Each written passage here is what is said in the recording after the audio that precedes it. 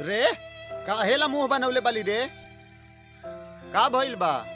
सैया हल्ला कहता महीनावा ठहर गइल बा। अच्छा महीना रुक गल बा, यही से कहे नी कि 1 हफ्ता 10 दिन बरकाव त ना कहबे ए राजा आवा ना एक टिप ले ला। देखा आपने लापरवाही का नतीजा है।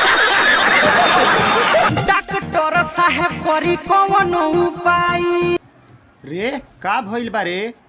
आधा आधा घंटा पर फेरू चढ़े वाला। अच्छा त रात भर पेलवाना चाहती हैं? ए मैडम एक काम करो, अपने भातरा के ना बिबोरा चाहे मैन फोर्स का गोली खियावल करा, और रात भर ऐसन पेलाई करी ना तू कहबू का आई माई सामान्य ले। यही नहीं अभी और सुनिए। दबावे खातिर दोनों हाथ हवा में धरे वाला, सुई दे दी बढ़े वाला। सुई दे दी बढ़े वाला? ए भौजी तनी देखावा ता। ब्यूटीफुल। ए भौजी उतना बड़ बड़ त बारे, अब का चाहिए? हाँ वो तो मालूम है बा कि तू सयान हो गईलू, तो का भाई? वो तो बाटे छोटे छोटे। अच्छा दवाई की बढ़ जाओ छोटे।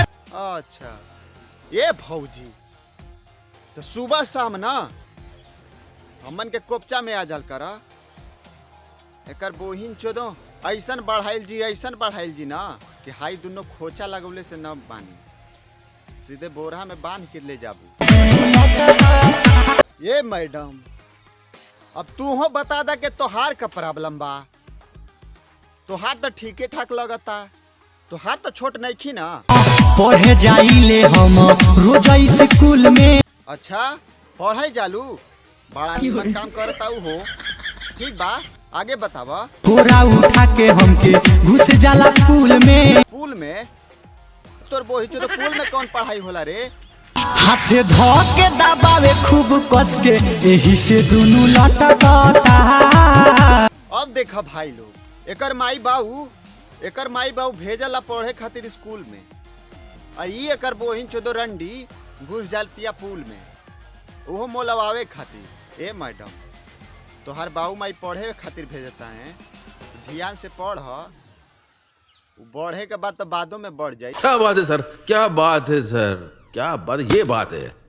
तो भाई लोग अगर हमार वीडियो थोड़ा सा भी अच्छा लागल हो आप लोगन के ना, हमरे वीडियो के लाइक कर दे हम जा, और हाउ जो नीचवा सब्सक्राइब वाली ललकी बटमिया लौकतिया लंड फिर के मार दा जना यार कि एकदम उज्जर हो जाए कर बोहिन से लाल लौकबे न करे।